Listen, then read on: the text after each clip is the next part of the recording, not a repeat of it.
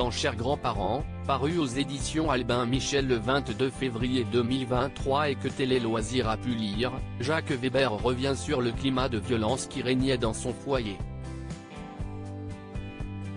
Un récit glaçant.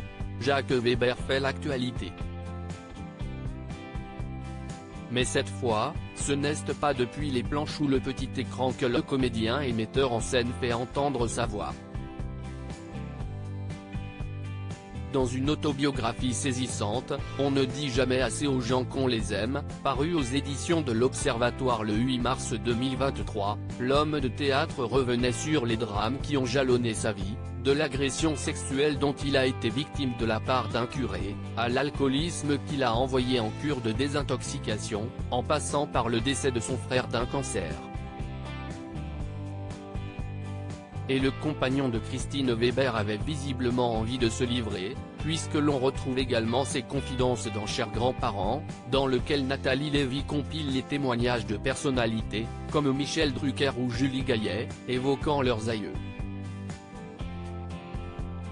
Jacques Weber, de la violence et des traumatismes. Si beaucoup de personnalités se remémorent de bons souvenirs familiaux dans l'ouvrage sorti le 22 février 2023 aux éditions Albin Michel, ce n'est pas le cas de Jacques Weber. De sa grand-mère, qu'il qualifie de pute de service, son grand-père qu'il enfermait dans un cagibi, à son père à la main leste, si est une enfance marquée par la violence qu'il retient. Au point que le jeune Jacques en hérite, et l'exerce contre la seule figure familiale qui a su le protéger, sa mère. L'amant d'Annette raconte, « Heureusement, s'il n'y a pas eu de gestes tendres de mes grands-parents, il y a eu ceux de ma maman pour me consoler, même si elle piquait des crises de colère parce que j'étais un garçon très difficile. Il m'arrivait même de la taper. » Un cycle de brutalité qu'il arrivera heureusement à endiguer.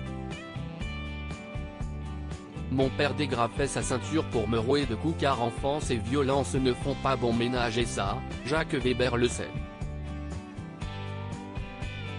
Un constat que l'acteur fait d'autant plus qu'il a lui-même connu le cadeau de la paternité. Si est une chance magnifique de faire un enfant, assure le papa de Tommy, Kim et Stanley, eux-mêmes du sérail. On devine que sa progéniture a connu une jeunesse à milieu de celle vécue par le comédien et réalisateur. Ce dernier garde de douloureux souvenirs de disputes avec son père qui dégrafait sa ceinture pour le rouer de coups. Et d'ajouter, ça se faisait à l'époque. Si est-il comme ça que les problèmes se réglaient.